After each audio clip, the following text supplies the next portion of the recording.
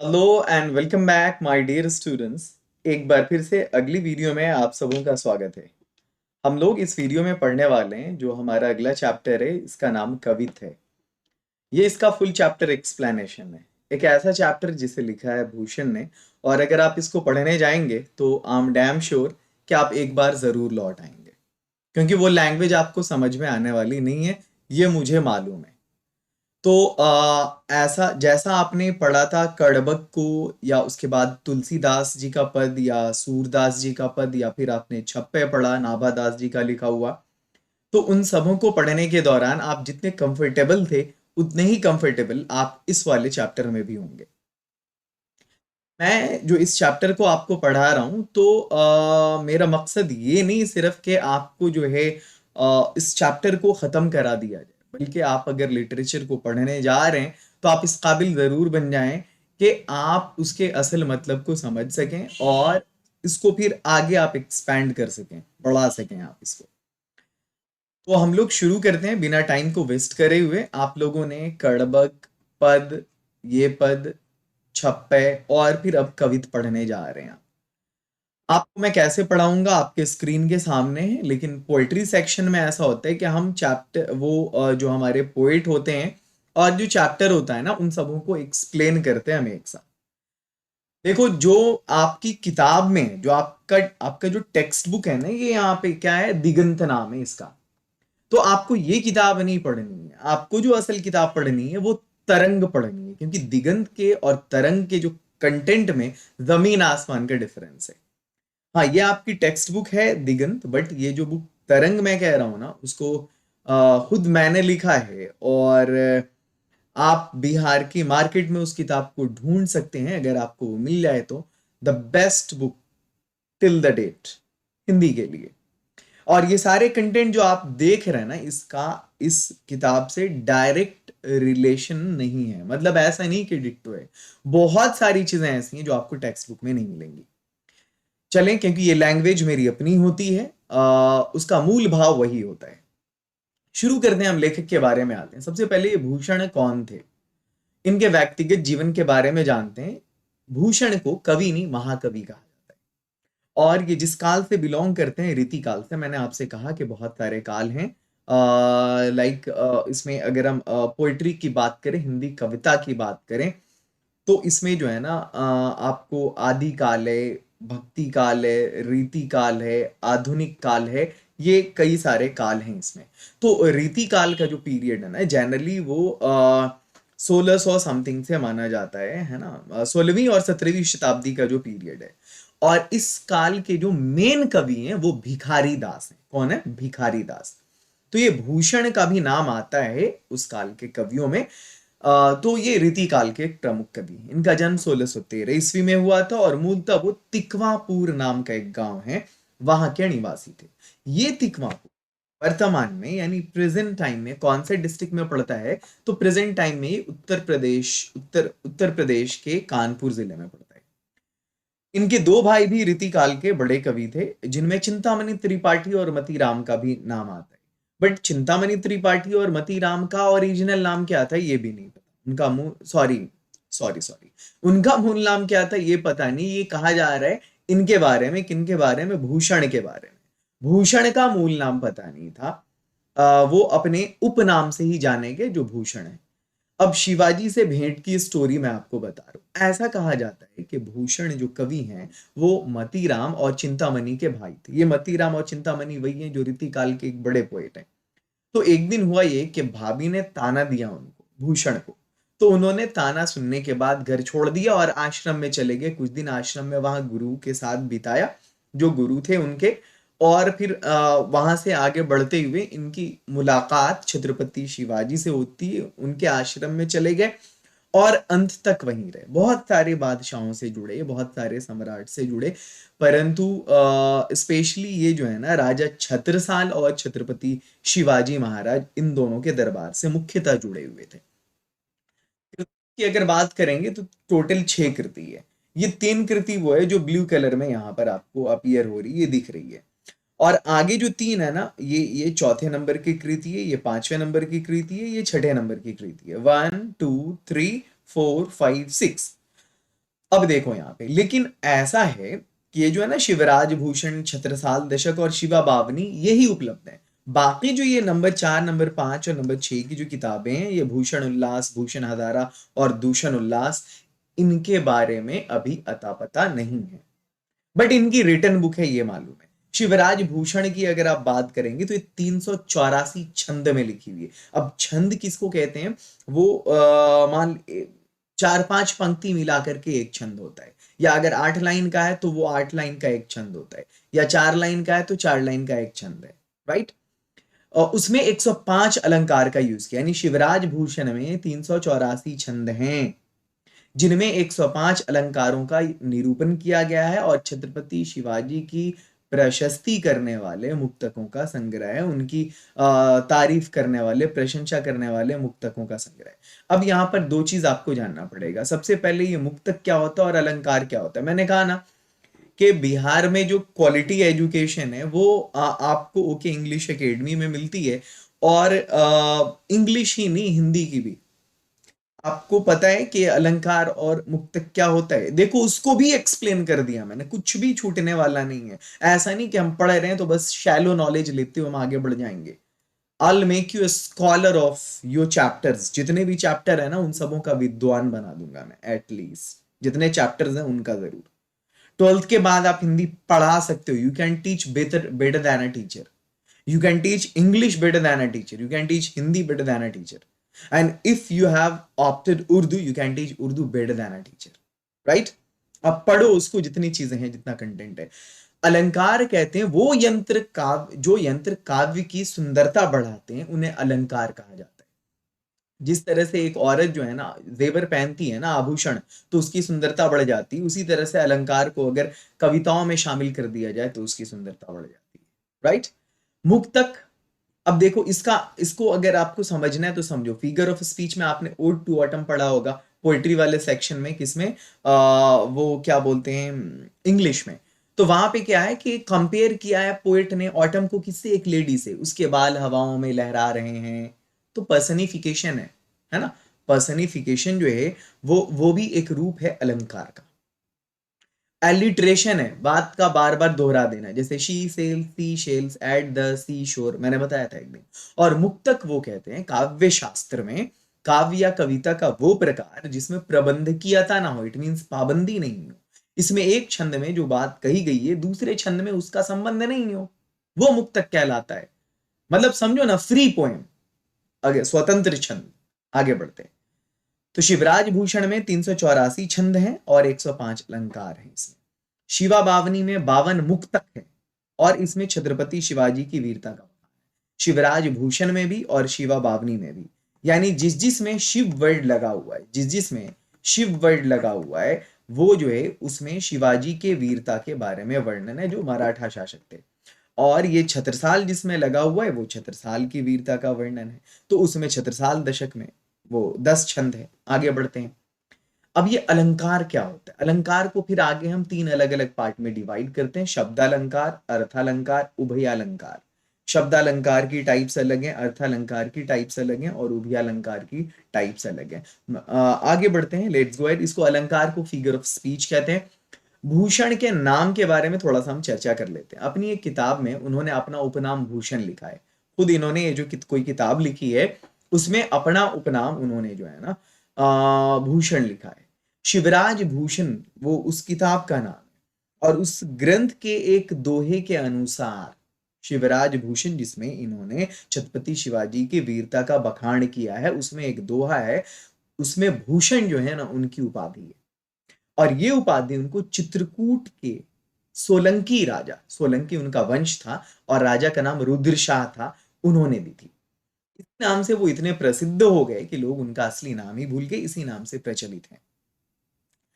अब ये तो हो गया उनके नाम के बारे में, और अब हम भूषण, शिवाजी एवं राजा छत्रसाल के बीच का जो रिलेशन है उसके बारे में हम बात करते हैं। देखो इन दोनों में भी एक चीज कॉमन है कि छत्रपति शिवाजी और महाराजा छत्रसाल, इन दोनों की लड़ाई अक्सर जो है मुगल बादशाह औरंगजेब से अक्सर होती रही। और इन तीनों में एक बात ये कॉमन है कि ये जो भूषण है, इनकी नजर में अगर कोई विश्व में कोई दो सबसे बड़ा सम्राट था, शासक था, तो इनकी नजर में शिवाजी और छत्रसाल थे और ये इन दोनों की शरण में ही अधिक रहे। देखो, वो बहुत से शासकों के आश्रय में रहे, परंतु उनके पसंदीदा नरेश छत्रपति शिवाजी महाराज और पन्ना नरेश महाराजा छत्रसाल। वो इन राजाओं के ही सच्चे प्रशंसक थे और उन्होंने स्वयं ही स्वीकार किया है। एक जगह उन्होंने लिखा है, और राव राजा एक मण में न ल्याऊं अब, साहू को सराहों के सराहों छत्रसाल। मतलब या तो मैं साहू को सराहना करूं या छत्रसाल की सराहना करूं, अब और कोई दूसरे को अपने मन में ना लाऊं। अब यहां देखो, फिर भूषण का वीर रस और श्रृंगार रस से क्या संबंध है? तो भूषण रीतिकाल के कवि हैं, आप सबों को मालूम है। और जिस समय में भूषण रचना कर रहे थे रीतिकाल में, उस समय के दूसरे जितने भी कवि थे, उन्होंने जिस मार्ग को अपनाया था वो श्रृंगार रस का मार्ग था। उन्होंने उसी में कविताएं लिखी, परंतु इन्होंने वीरता की कविताएं लिखी उस समय। और ये उसमें मुख्यतः इन्होंने जो लिखा है वो महाराजा छत्रसाल और छत्रपति शिवाजी महाराज के बारे में। रीतिकाल में जब सब कवि श्रृंगार रस में रचना कर रहे थे, वीर रस में प्रमुखता से रचना कर भूषण ने अपने को सबसे अलग साबित किया। अब इनकी भाषा की अगर हम बात करते हैं तो भावानुकूल भाषा का प्रयोग करने में भूषण कुशल है। भावानुकूल यानी भावना के अनुकूल। काव्य में मुख्यतः ब्रज भाषा का प्रयोग किया है और भूषण ने अपनी भाषा में अरबी एवं फारसी शब्दों का भी प्रयोग किया है। उन्होंने दोहा तथा कवित्व छंदों को अपनाया है, जिसमें 6 लाइन्स होती हैं। अपनी काव्य कला को सजीव बनाने के लिए इन्होंने अलंकारों, मुहावरों, लोकोक्तियों, जो कॉमन लोगों के बीच है, लोकोक्तियां क्या, नाच न जाने आंगन आंगन टेढ़ा, है ना, इसी को बोलते हैं, का खुलकर प्रयोग किया है। अब इतनी सारी चीजें आपने यहाँ पर पोएट के बारे में जान ली। बहुत सारे क्वेश्चंस पोएट से आते हैं और अभी जो आप ऑब्जेक्टिव करने वाले हैं ना, वस्तुनिष्ठ प्रश्न, this is related to the poet only. ये केवल पोएट से जुड़ा हुआ प्रश्न होगा। हाँ, चैप्टर से जुड़ा प्रश्न आपको अलग मिलेगा। और टेस्ट सीरीज में अगर आप होंगे तो वहां समझो, अगर चैप्टर में आपको ऐसे ऑब्जेक्टिव में कुछ क्वेश्चंस मिलते हैं तो टेस्ट सीरीज में उसके ट्वाइस मिलते हैं लगभग, है ना।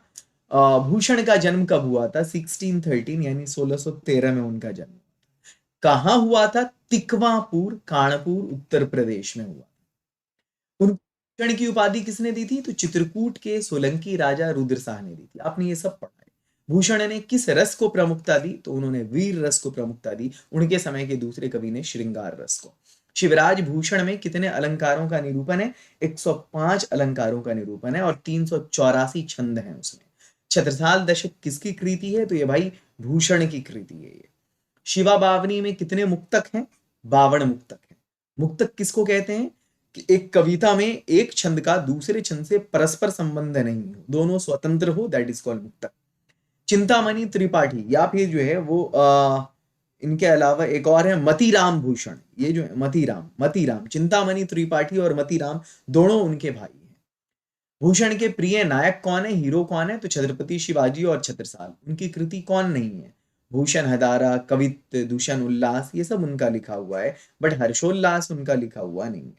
उनके पुत्र का नाम क्या था? शाहूजी नाम था। अगला है, उनके पिता का नाम क्या था? रत्नाकर त्रिपाठी, ये उनके पिता का नाम था। किस काल के कवि थे? रीति काल के कवि थे। शिवा बावनी में किसकी वीरता का बखान है? शिवाजी की वीरता का। भूषण ने मुख्यतः किस भाषा में रचना की? ब्रज भाषा में रचना की। निम्नलिखित में कौन सी रचना भूषण की है? तो शिवराज भूषण। छत्रसाल दशक में कितने छंद हैं? 10 छंद हैं। अगला, शिवा बावनी में कितने मुक्तक हैं? टोटल 52 मुक्तक हैं। रीतिकाल के कौन से कवि हैं जिन्होंने श्रृंगार रस की बजाय वीर रस को अपनाया? तो वो भूषण ही थे। भूषण की मृत्यु कब हुई थी? तो 1715 में इनकी मृत्यु हुई थी। ये 20 क्वेश्चंस थे जो आपके पोएट के बारे में थे। अब मैं एक सामान्य परिचय दे देता हूं, क्योंकि यहां पर अगर हम मुक्तक की बात करते, कवित्व की बात करते हैं, तो इन्होंने 2 कवित्व लिखा है और दोनों में 8-8 लाइन है। अगर आप इसमें गौर करेंगे तो जो पहला मुक्तक है उसमें इन्होंने जो है छत्रपति शिवाजी के बारे में वर्णन किया है, और दूसरा वाला जो मुक्तक है इसमें इन्होंने पहला वाला जो कवित्व है इसमें इन्होंने छत्रपति शिवाजी और दूसरे कवित्व में इन्होंने महाराजा छत्रसाल का वर्णन किया है। तो देखें, इसके बारे में आगे एक्सप्लेन करने से पहले मैं थोड़ा सा दोनों राजा के बारे में बता देता हूं कि छत्रपति शिवाजी क्या थे। छत्रपति शिवाजी का जन्म 1630 में महाराष्ट्र के शिवनेरी में एक मराठा परिवार, यानी ये मराठा शासक थे। आप देखेंगे वहां महाराष्ट्र में छत्रपति शिवाजी इंटरनेशनल एयरपोर्ट भी है वहां पे। 1630 में ये पैदा हुए, बचपन से बड़े बहादुर थे और मराठा साम्राज्य का जो निर्माण है वो उन्होंने ही किया था और पहले छत्रपति वही बने थे। उनके नाम के आगे छत्रपति शिवाजी लगा होता है। 1674 में उनका राज्याभिषेक हुआ। इट मीन्स वो जो है गद्दी पर बैठे। अपनी बहादुरी के लिए फेमस है, मुगलों के लिए वो आफत बन चुके थे। उनकी उनके जीवन का जो ज्यादातर हिस्सा है, मतलब वो मुगलों से लड़ाई लड़ने में और स्पेशली औरंगजेब से। तो मुगल बादशाह औरंगजेब ने शिवाजी महाराज को हराने की काफी कोशिश की, पर वो नाकामयाब रहे। कौन? औरंगजेब। उनकी इच्छा थी किनकी? छत्रपति शिवाजी की, कि मुगलों को जड़ से उखाड़ फेंका जाए और गोरिल्ला युद्ध के माहिर थे। 1680 में 50 वर्ष की आयु में उनका देहांत। 75 साल के बारे में बात करते हैं, तो चलो एक काम करते हैं ना, पहले हम छत्रपति शिवाजी के बारे में पढ़ लेते हैं। जो प्रथम पद है, देखो यहाँ पर प्रथम, अब ये किससे लिया गया है वो भी यहां पर मैंने एक्सप्लेन कर दिया। देखो पहला जो पद है ना, प्रस्तुत कवि भूषण द्वारा रचित शिवराज भूषण। मैंने पहले ही कहा था शिवराज भूषण के रचयिता कौन है, तो छत्रपति शिवाजी, सॉरी ये हैं आपके भूषण हैं। तो शिवराज भूषण में इन्होंने छत्रपति शिवाजी महाराज के बारे में जो है प्रशंसा की है। ये उसी से उद्धृत है, इट मीन्स टेकन, लिया गया है। और इस कवित में उन्होंने शिवाजी की वीरता का बखान, बखान बोलते हैं वर्णन को, उनका वर्णन किया है। छत्रपति शिवाजी प्रथम पद में है, प्रथम कवित्त में है। स्टार्ट करते हैं। अब देखो यहां पर आपको मैं बता दूं, देख रहे हो 1 2 3 4 5 6, यहाँ पे 2 लाइनें और 6 वर्ड प्रॉब्लम है आपका। यहाँ पर 2 लाइनें 1 2 3 4 5 6, 6 वर्ड प्रॉब्लम है। यहाँ पर आपको 2 लाइनें 1 2 3, 3 प्रॉब्लम्स। यहाँ 1 2 3 1 2 3 4 5 6। अब देखो यहाँ पर मैंने जो पढ़ाया है ना आपको, मैं क्यों कहता हूं कि okay English academy is providing you quality education, और वो भी इतने मिनिमम प्राइस में, मिनिमम फीस में, बहुत कम फीस है। और जो कंटेंट आपको मिल रहा है वाकई उसका कोई मैच नहीं है। बिहार में नहीं, आप पूरे हिंदुस्तान के किसी भी बोर्ड के लैंग्वेज के कंटेंट की बात कर लो आप। आज मैं ये और बात है कि मैं यूपी बोर्ड्स को भी पढ़ा रहा हूँ, मैं कॉम्पिटिटिव भी पढ़ा रहा हूँ, स्पीकिंग भी पढ़ा रहा हूँ, बट स्पेशली मैंने बिहार बोर्ड वालों को सबसे पहले प्रायोरिटी दिया और उनकी वीडियोस को सबसे पहले बनाया। और बहुत मेहनत है, एक एक वीडियो पे मेरे 24 से 48 घंटे लगे हुए हैं। जो आपके सामने इस तरह का डिजाइन बन के आता है ना, इसके पीछे बहुत कड़ी तपस्या होती है मेरी। मालूम है इसमें जो वर्ड प्रॉब्लम्स थे सारे यहाँ पे एक्सप्लेन किए गए, और फिर उससे जुड़ी हुई सटीक पिक्चर को लाने में तो घंटों घंटों लगता था। क्योंकि आपको मालूम है इंग्लिश का कंटेंट मिलता है इंटरनेट पे, हिंदी और उर्दू के कंटेंट उतने नहीं मिलते। तो मैंने पहली कोशिश की है, आप इसको सराहें। और मेरे लिए अगर आपका सबसे बड़ा प्यार होगा कि आप अपने दोस्तों को जरूर शेयर करें, अपने जूनियर्स को बताएं कि आओ जुड़ो, दोस्तों को बताएं आओ जुड़ो, भाई बहनों को बताएं आओ जुड़ो इस अकेडमी से। हम चाहते हैं बिहार के एक एक स्टूडेंट की लैंग्वेज स्ट्रांग हो जाए। अगर आपको बोलना आ गया ना तो आप कहीं भी वर्ल्ड में डोमिनेट कर सकते हो। इंद्र जिमी जंभ पर, इंद्र जिमी जंभ पर, बाड़व ज्यों अंब पर, रावण सदंभ पर, रघुकुल राज है। अब ये जो 2 लाइन है इसको समझा। इंद्र, इंद्र ये भगवान है हिंदू माइथोलॉजी के अकॉर्डिंग, ये वर्षा के देवता है। और जिमी का मतलब होता है जैसे, तो जिस तरह से इंद्र जी का जंभ पर अधिकार है, मतलब ये कि इंद्र इंद्र भगवान इंद्र ने जो है जंभ को हराया था। और ये जंभ कौन था? महिषासुर का पिता था, फादर था, जिसे एक राक्षस था। ये जंभ जो है ये राक्षस था, और ये इंद्र जो हैं ये एक देवता थे, भगवान थे। इन्होंने जो है जंभ को जिस प्रकार हराया था, मतलब इंद्र का जिस तरह से जंभ पर अधिकार है, इंद्र से जिस तरह जंभ डरते हैं, है ना, बाणव जो हम पर, और जिस तरह से बाणव कहते हैं हम समंदर की आग को, इसका जिस तरह से अंब पर यानी पानी पर अधिकार है, मतलब एक दूसरे से सुपीरियर है। इंद्र सुपीरियर है किस पर? जंभ पर। बाड़क सुपीरियर है किस पर? अंब पर। आगे देखो इसमें छत्रपति शिवाजी महाराज की प्रशंसा करते हुए पहले वो 6 लाइंस तक जो है ना, पहले आप ये समझो कि कौन किस पे डोमिनेंट है, कौन किससे सुपीरियर है, इसकी बात करते हैं।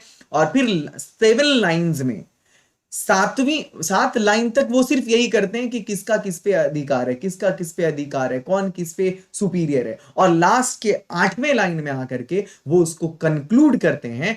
उसी प्रकार छत्रपति शिवाजी महाराज का उस पर अधिकार है, किस पर? मलेश पर, और यहां मलेच का मतलब है औरंगजेब पर। तो ओवरऑल कहने का ये मतलब है कि ये वाला जो कवित्त है, उन्होंने छत्रपति शिवाजी की प्रशंसा करते हुए, औरंगजेब को मलेच्छ बताते हुए, मलेच्छ औरंगजेब पर जो अधिकार था उनका, वो शिवाजी का, और जिस तरह से वो टूट पड़े थे, ना को चने चबवा दिया था, 8वीं लाइन में आकर के वो कंक्लूड कर रहे हैं कि इस तरह का जो है सो, इस तरह से डोमिनेंट है, इस तरह से अधिकार है किनका? छत्रपति शिवाजी महाराज का। किस पे? औरंगजेब पर। बाकी 7 लाइन में वो यही बता रहे हैं किसका किस पर अधिकार है। रावण सदंभ पर, सदंभ उसको बोलते हैं 100 के मानी 7 विद, एंड दंभ बोलते हैं अहंकार को, ईगो को, जो दंभ से भरा हुआ हो। तो रावण जो सदंभ है यानी अहंकार से भरा हुआ है, उस सदंभ पर, उस अहंकार से भरे हुए रावण पर रघुकुल का राज जिस तरह से है। अब ये रघुकुल कौन है? कुल बोलते हैं वंश को, रघु के वंश को। तो रघु का वंश कहा जाता है राम जी के वंश को, भगवान राम के वंश को। ये रघु जो है ना, ये एक राजा थे, और इनका वंश जो है वो रघुकुल कहलाता है, राजा रघु का वंश कहलाता है। और उस वंश में ही दशरथ जो राम के फादर थे, राम, दशरथ के बाद राम, और राम के जो पुत्र थे लव कुश, मतलब ये जो है मतलब पिता हैं, और ये जो है मतलब ये लव कुश के पिता राम, राम के पिता दशरथ, यानी लव और कुश दशरथ जी के पौत्र हैं, पोते हैं। और ये सबका सब जो है ना, जिस वंश से निकला है वो राजा रघु का वंश है। तो जिस प्रकार से उस रावण पर, मतलब इंद्र का जम्भ पर, जम नाम के राक्षस पर, और वो समुद्र की आग का जो है समंदर के पानी पर अधिकार है, और उसी और जिस प्रकार राम जी के राजा रघु के वंश का, यानी राम जी का अहंकारी रावण पर अधिकार है। पौन बारी बाह पर, पौन बोलते हैं, ये पवन को पौन कहा गया है यहाँ पर, है ना? जिस तरह से बारी बाह पर, बारी बाह बोलते हैं बादल को। देखो हवा क्या करती है? बादलों को भगाते हुए ले जाती है। तो यहां पर डोमिनेंट कौन है? यहां पर डोमिनेंट है पवन। हवा का जिस तरह से अधिकार बादलों पे, हवा जिस तरह से बादलों को भगा के ले जाती है, जिस तरह से उस पर राज करती, जिधर चाहे उसको नचाती है। और शंभु रतीना पर, ये शंभु कौन है? शंभु यहां पर कहा गया है शिव जी को। और ये कौन है? ये कामदेव है, ये कामदेव है। कामदेव को इन्होंने जो है जला दिया था, भस्म कर दिया था। तो जिस तरह, और रतीना उसी को कहा जाता है, कामदेव को, राइट? रति के जो पति थे।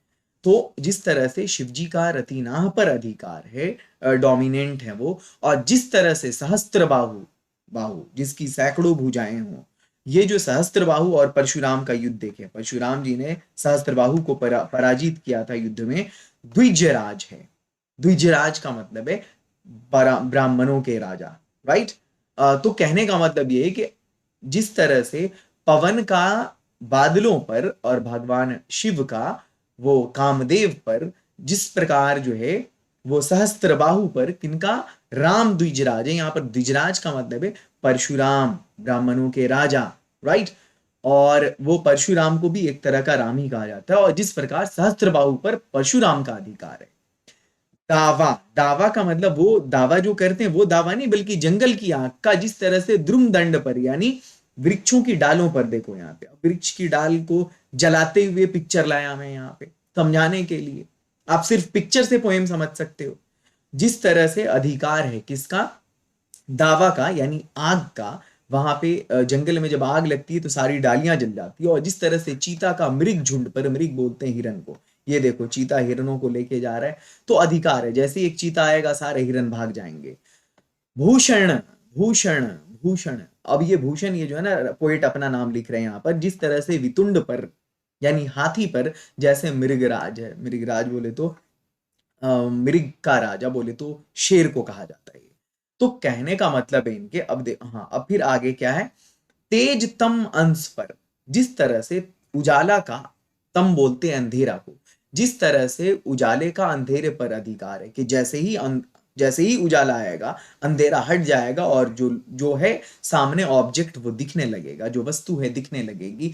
तो अधिकार किसका है? उजाले का। किस पर? अंधकार पर। अंधेरा उजाले को जगह देता है, उजाला आएगा तो अंधेरे का कोई काम नहीं, उजाला डोमिनेंट है, प्रकाश डोमिनेंट है। और जिस तरह से काण यहाँ पर भगवान काणा को कहा गया, कृष्ण को जिमी बोलते हैं जैसे, और जिस तरह से कृष्ण का कंस पर उनके जो है निर्दयी मामा जो थे कंस, कृष्ण और कंस का प्रसिद्ध है, बोलते हैं ना अरे वो मामा, वो तो कंस और शकुनी के जैसा मामा, एग्जाम्पल देते हैं।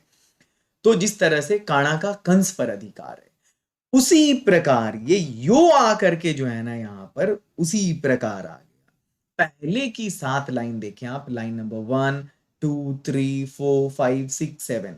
अब यहां से कंक्लूड करते हुए आप ले जाएं, जिस तरह से इंद्र का राक्षस जंब पर यहां पर क्या है, और जंगल की समुद्र की आग का, समुद्र के पानी पर रावण का, जिस तरह से मतलब रावण पर अधिकार है, जिस तरह से पवन का बादल पर अधिकार है, जिस तरह से भगवान शिव का जो है कामदेव पर अधिकार है, जिस तरह से परशुराम का सहस्त्रबाहु पर अधिकार है, जिस तरह से जंगल की आग का वहां की डालियों पर अधिकार है, जिस तरह से चीता का हिरणों के झुंड पर अधिकार है, जिस तरह से शेरों का हाथियों पर अधिकार है, जिस तरह से अंधेरे का प्रकाश का अंधेरे पर अधिकार है, कृष्ण का कंस पर अधिकार है, उसी प्रकार, ठीक उसी प्रकार किनका? छत्रपति शिवाजी महाराज का मलेच्छों के वंश पर अधिकार है। मलेच्छ बोले तो गंदे लोग है ना, बेकार लोग, इन पर, यहां पर मलेच्छ से जो है तात्पर्य आपके कवि का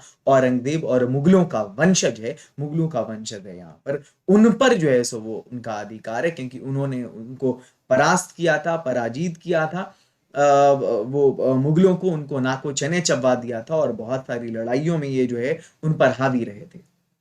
व्याख्या। अब इन सबों का फिर एक्सप्लेनेशन भी देखें आप। प्रस्तुत पंक्तियां भूषण द्वारा रचित पाठ कवि से अवतरित है, यानी ली गई है, जिसमें कवि भूषण ने शिवाजी की बहादुरी का वर्णन करते हुए लिखा है कि जिस प्रकार इंद्र भगवान का राक्षस जम पर, समुद्र की आग का जल पर, भगवान श्री राम का अहंकार से भरे रावण पर राज है, जिस प्रकार हवा का बादल पर और शिव जी का कामदेव पर अधिकार है, और जिस प्रकार परशुराम का सहस्त्रबाहु पर अधिकार है, जिस प्रकार जंगल की आग का पेड़ों की डाल पर, चीता का हिरणों के झुंड पर, और जंगल के राजा शेर का हाथी पर राज है, जिस प्रकार प्रकाश का अंधेरे और कृष्ण का कंस पर राज है, ठीक उसी प्रकार मलेच्छों के वंशज अर्थात औरंगजेब पर शेर के समान छत्रपति शिवाजी का राज है। मुझे उम्मीद है कि आपने इसको बहुत अच्छे से समझा होगा। और अब महाराजा छत्रसाल के बारे में हमें पढ़ना है, तो उससे पहले महाराजा छत्रसाल के बारे में थोड़ा सा जान लेते हैं। बहुत ज्यादा जानकारी आपको इंटरनेट पे नहीं मिलेंगी, फिर भी रिसर्च करके कुछ जो थोड़ा सा मैंने एक तैयार किया है लेख आपके लिए, देखें। महाराजा छत्रसाल भारत के मध्य युग के एक महान प्रतापी योद्धा थे, जिन्होंने मुगल शासक औरंगजेब को, दोनों की लड़ाई औरंगजेब से हुई है, युद्ध में पराजित करके बुंदेलखंड में अपना राज्य स्थापित किया और महाराजा की पदवी प्राप्त की। कहां के राजा थे? बुंदेलखंड के। छत्रसाल बुंदेला का जीवन मुगलों की सत्ता के खिलाफ संघर्ष और बुंदेलखंड की स्वतंत्रता स्थापित करने के लिए जूझते हुए निकला। वो बुंदेलखंड केसरी के नाम से जाने जाते हैं। बुंदेलखंड केसरी के नाम से कौन जाने जाते हैं? महाराजा छत्रसाल। और उनका जो शक्तिशाली राज्य है महाराजा छत्रसाल ने ही बसाया था, जिसकी राजधानी, ये जो बुंदेलखंड का राज्य है वो इन्होंने ही बसाया था। वहां के महाराज भी यही थे, और उनकी राजधानी महोबा थी। 83 साल की उम्र में 14 दिसंबर 1731 को उनका देहांत हो गया। और इनके राज से जुड़े हुए थे कौन? भूषण। तो भूषण ने इन पर भी कविताएं लिखी। पहले के कवि जिस बादशाह के दरबार से जुड़े होते थे उनके बारे में जो है स्तुति करते थे, प्रशंसा करते थे उनकी। अब देखो इनके बारे में, बुंदेल केसरी महाराजा छत्रसाल के बारे में क्या लिखा है इन्होंने, इनका भी मैंने पिक्टोरियल प्रेजेंटेशन किया है, देखें। वो कहते हैं, निकसत म्यान ते मयूखे, निकसत कहते हैं निकलना को, म्यान बोलते हैं जिसके अंदर तलवार रखी जाती है, म्यान है ना, आप देखेंगे तलवार को जिसके अंदर रखा जाए वो म्यान कहलाती है। मयूखे बोलते हैं तलवार को।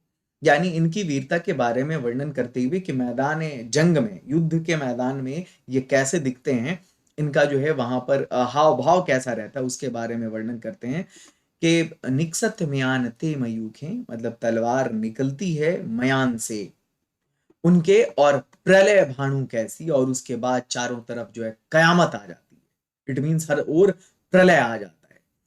मतलब जिस प्रकार सूरज प्रलयकारी होता है ना, कहा जाता है ना कि जब जो है डूम्सडे नजदीक आएगा, जो अंतिम दिन, कयामत का दिन करीब आएगा, नजदीक आएगा, तो सूरज बहुत गर्म हो जाएगा, हर ओर प्रलय होगा। या आप ऐसे कॉमन एग्जांपल देख लें, जब अकाल पड़ता है तो कैसे सूरज हो जाता है, बस यही समझे आप। उनके बारे में कहा गया, उनके मैदान में जौहर दिखाने के बारे में, कि वो प्रलय बन करके वो तलवार छाती है। फाड़े तम तोम से गेंदन के जाल को। फाड़े का मतलब चीर फाड़ कर देना। किस चीज को? तम तोम से, मतलब तीतर बीतर कर देना। किस चीज से? मतलब अंधे, तमतोम बोलते हैं अंधेरा से, गैंदन का जाल मतलब गैंदन का जाल जो अंधेरा के जैसा है, यानी हाथियों का जो झुंड है, जो पूरा काले हाथियों का झुंड अंधेरे की तरह लग रहा है, उसको ये अपनी तलवार से फाड़ते हैं, यानी तीतर बीतर कर देते हैं अपनी तलवार से, अपने हुनर से। लागती लपकी कंठ बैरिन के नागिनी सी। कितना डिफिकल्ट है, आपको समझना पड़ेगा। लागती क्या होता है, लपकी क्या होता है, कंठ, बैरिन क्या होता है, नागिनी क्या होता है, रुद्री क्या होता है, रिझावे क्या होता है। कुछ कुछ आप समझ रहे होंगे, लाइक नागिनी और रिझावे, कंठ वगैरह, लेकिन पूरा आप समझने में थोड़ी दिक्कत होगी। ये देखे, ये शिव जी हैं यहाँ पर, और इनका ये एक रूप है। इनका जो रूप है ना, ये रुद्र रूप है, अवतार में भी आते हैं। इनका क्रोध, क्रोध अवतार है। देखेंगे, सर्च करेंगे इंटरनेट पे, शिव का क्रोध अवतार, है ना, तो वहां पे आ गया, या शिव का रुद्र अवतार। लागती लपकी कंठ बैरिन के नागिनी सी, रुद्र ही रिझावे दे दे मुन की माल। मतलब ये है कि वो क्या करते हैं, लगते हैं दुश्मनों के, उन पर लपक जाते हैं, मतलब उनकी जो ये तलवार है। और जिस प्रकार से ये जो शिवजी का रौद्र रूप होता है, वहां क्या होता है कि वो उनके गले में क्या होता है, उनके गले में सांप होता है, राइट। तो ये कहते हैं कि ये जो तलवार है ना उनकी, महाराजा छत्रसाल की, वो लपक लपक करके सबको जो है काट रही है ना। और सबों के कंठ को जो है वो नागिन की तरह जो है वो क्या बोलते हैं, दुश्मनों पे वो टूट पड़ रहे हैं, है ना। दे दे मुंडन की माल को, और उनको जो है शिव जी को वो मुंडन की माला पहनाना चाह रहे हैं, दुश्मनों को काट काट करके।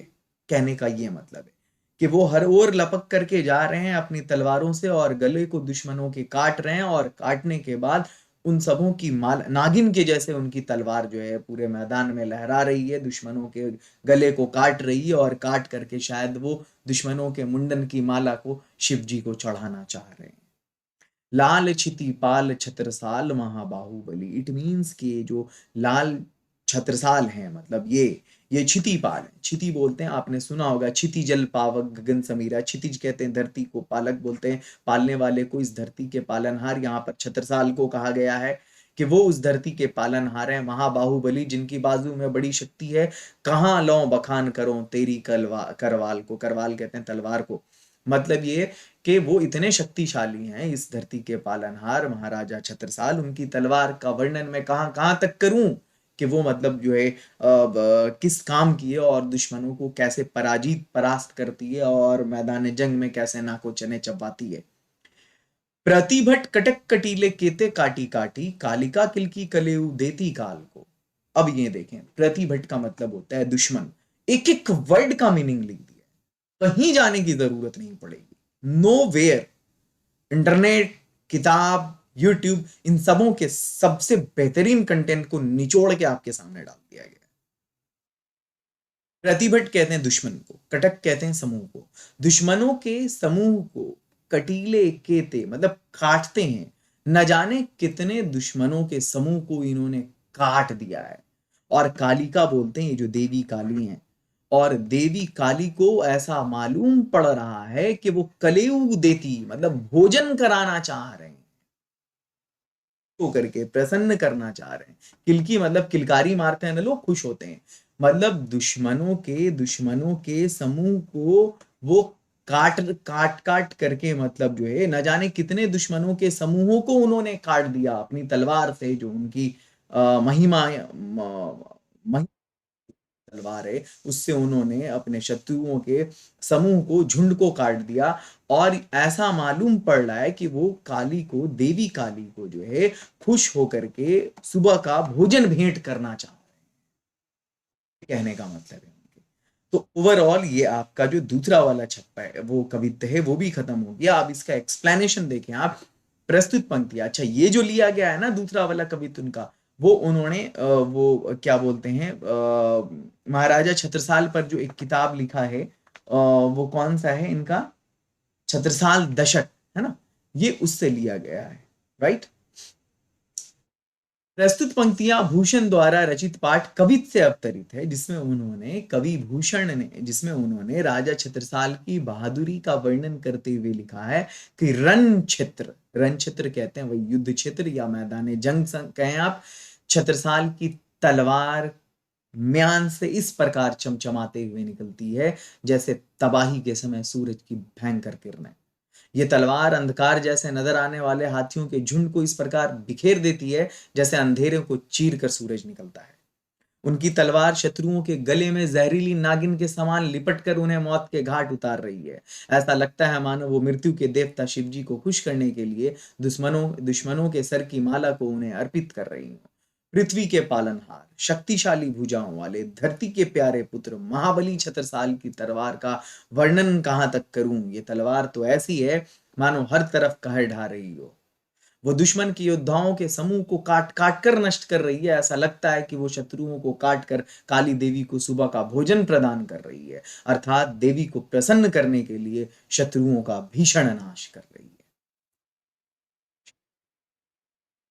मुझे लगता है कि ये एक्सप्लेनेशन आप इससे जरूर संतुष्ट हो गए होंगे, इस पिक्टोरियल एक्सप्लेनेशन में भी, और हर वो डिफिकल्ट वर्ड जो मैंने यहाँ पर लिख दिया है। मुझे लगता है कि अब आप इस चैप्टर को पढ़ा सकते हैं, आप सिर्फ समझ नहीं सकते। Thank you very much. अगर आपको लगता है कि मैंने थोड़ी सी भी ईमानदारी बरती है आपको पढ़ाने में, तो आप अपने जूनियर्स से, छोटे भाइयों से और दोस्तों से जरूर शेयर करेंगे। Thank you very much. Have a nice day.